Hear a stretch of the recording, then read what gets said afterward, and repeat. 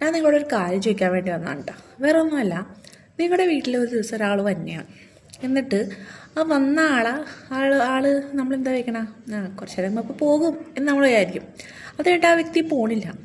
അപ്പം നമുക്ക് ഇഷ്ടപ്പെട്ടില്ല എന്ന് മനസ്സിലാക്കുമ്പോൾ പുള്ളി പോകുന്നതാണ് നമ്മൾ വിചാരിക്കുന്നത്. അപ്പോൾ പോയിട്ടില്ല. അപ്പോൾ ഒരു ദിവസം കഴിഞ്ഞ്, 2 ദിവസം കഴിഞ്ഞ്, 3 ദിവസം കഴിഞ്ഞ് ഇങ്ങനെ നിൽക്കും. എന്നിട്ടും ഒരു രക്ഷയില്ല. ഈ പറഞ്ഞ വ്യക്തി പോണ ലക്ഷണമൊന്നും കാണില്ല. അതാ ഈ വ്യക്തി വരുമ്പോൾ കൂട്ടത്തിൽ കുറേ പേരായിട്ടാണ് ഈ വ്യക്തി വരുന്നത്. വന്ന് ഏകദേശം എന്താ പറയുക, ആ വീട്ടിലുള്ള വ്യക്തിനെ ഏകദേശം ഒന്ന് ഇടങ്ങേറാക്കിയതിന് ശേഷമാണ് ഈ വന്നവർ പോണത്.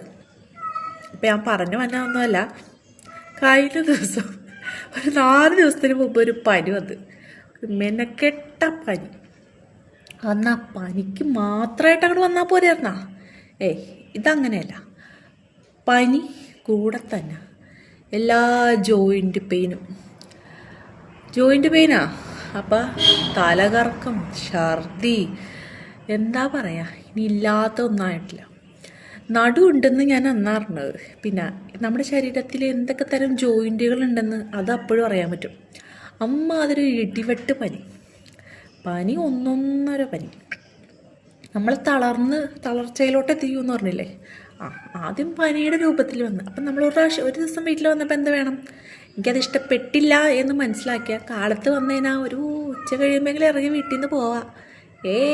കൂടെ ഈ പറഞ്ഞ ആൾക്കാരെയും കൊണ്ടാണ് വന്നത്. വന്ന് നിന്ന് 1 ദിവസം കഴിഞ്ഞ്, 2 ദിവസം കഴിഞ്ഞ്, 3 ദിവസം കഴിഞ്ഞ് ഏകദേശം ആളുടെ പഞ്ചർ എടുക്കാൻ പറ്റിടത്തോളം ആളെ ശരിയാക്കി വെച്ചിട്ട് അത് കഴിഞ്ഞപ്പോൾ അവരിറങ്ങിപ്പോയി. എന്താലേ.